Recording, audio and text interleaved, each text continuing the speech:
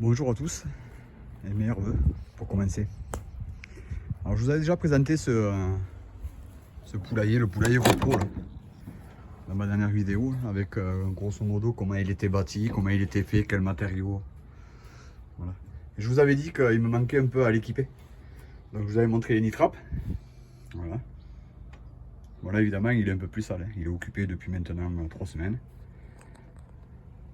Les volailles se sont bien appropriés les lieux. Et donc je vais vous présenter ce que je vous parlais donc au niveau pour la distribution d'eau et d'aliments. Donc jusqu'à présent j'avais fait plusieurs systèmes avec des PVC, avec simplement des trémies siphoïdes classiques. Mais je ne trouvais pas ce que je voulais. Comme je le disais dans notre vidéo, je ne voulais pas que ça prenne de la surface au sol. Donc je voulais absolument que ce soit sur les portes aériennes pour faciliter le nettoyage. Donc j'ai opté pour ces trémies là, qui font 34 litres. Et là, pour un parquet de volaille, voilà, on met suffisamment d'aliments pour tenir une semaine, 10 jours. Je ne sais pas encore parce que là pour l'instant c'est un petit parquet que j'ai. J'ai un parquet de coucou doré avec 2 poules, donc toujours en marance. Et ça consomme de l'aliment, mais j'ai pas eu à le remplir. Et ce dont je voulais vous parler là surtout, c'était au niveau de la distribution d'eau. Donc j'avais dit que j'allais mettre un abreuvoir sabot. Voilà le type d'abreuvoir avec un niveau constant. Qui au moins distribue l'eau en continu. Voilà, si on matérialise une prise d'eau. On l'entend et puis il est en train de se remplir avec un flotteur interne. Le tout en galva, comme ça là, bon j'ai nettoyé avec la main grosso merdo, mais si je viens avec une éponge, je peux bien sortir le reste. Parce que mon gros problème c'était ça quoi. Je voulais toujours des abreuvoirs propres. Alors j'ai mis un premier abreuvoir sabot à l'intérieur du poulailler. Pour la nuit, puisque la nuit je les ferme, pour le renard et autres prédateurs. Puis j'en ai mis un également à l'extérieur. Donc voilà le second avec le coq. Mais voilà, au moins on ne peut pas mieux faire. Pour l'alimenter, bon désolé mais j'avais que ça sous la main, hein, un peu de récup, donc j'avais un tuyau en 15 mm qui suit tout le long de la clôture, qui passe derrière les haies et qui va jusqu'à la grange derrière où est-ce que j'ai les prises d'eau. Bon, l'idée bien entendu ça serait de le coupler à un récupérateur d'eau avec une pompe autonome via un panneau solaire. Mais bon, dans l'immédiat je me suis mis sur le réseau, chaque chose en son temps. Comme je dis, c'est qu'une passion.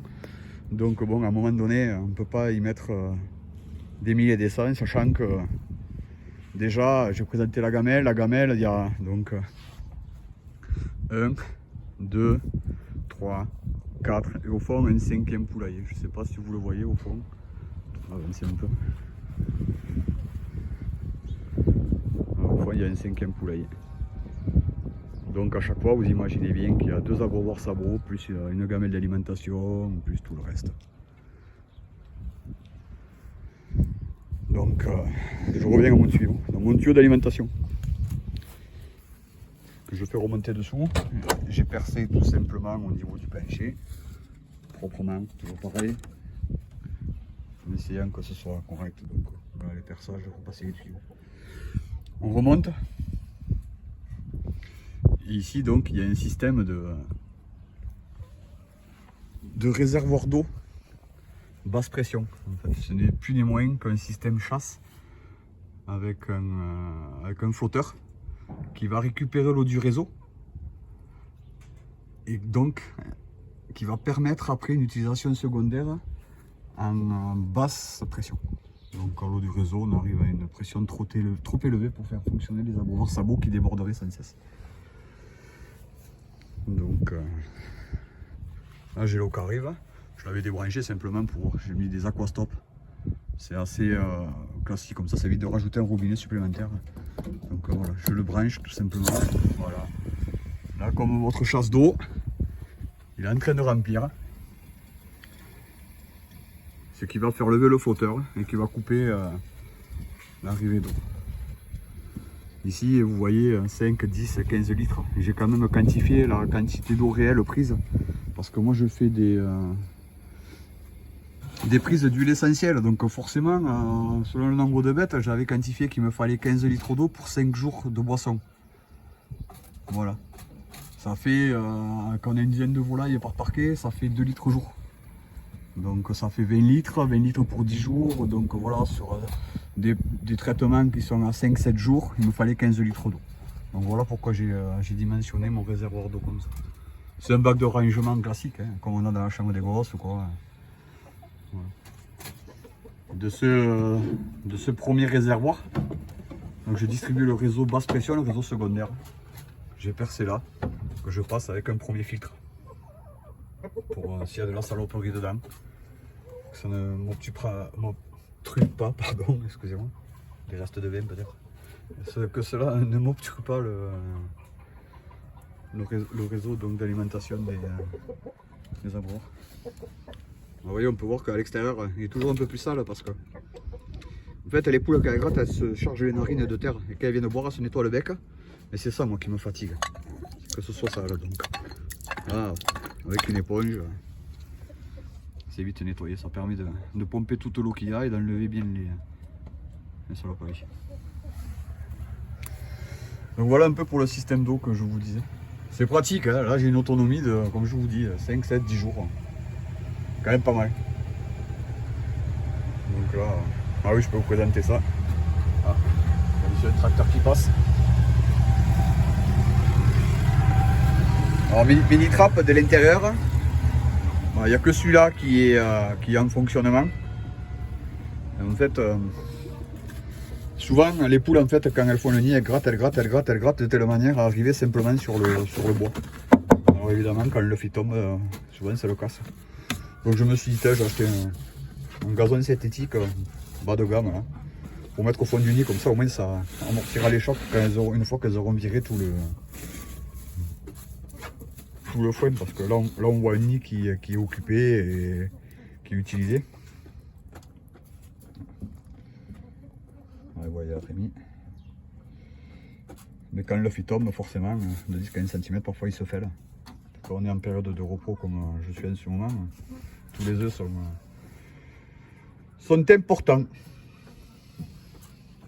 Voilà un peu ce que je pouvais vous dire avec donc, le système d'alimentation. Donc une trémie classique. Ah, j'ai laissé les portes, elles m'ont viré tout le copeau. Bon. On va refermer.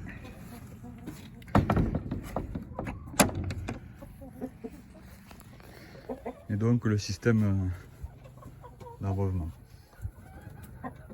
Voilà. Là, il a rempli, voilà, on est à 10, 12,5, 12 litres. Voilà, c'est ce que j'ai besoin en gros. Donc, je ne l'ai pas réglé exprès, c'est tombé comme ça, tant mieux.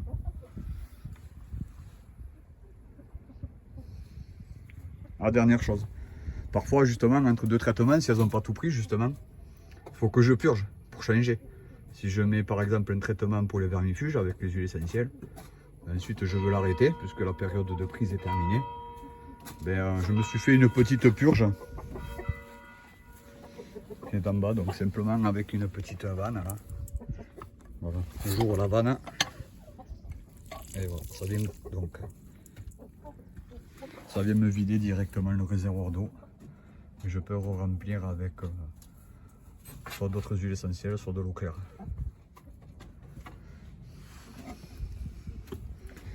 Voilà, toujours pareil, si vous avez des questions, je suis ouvert à la discussion, tant que ça reste constructif. Je vous remercie.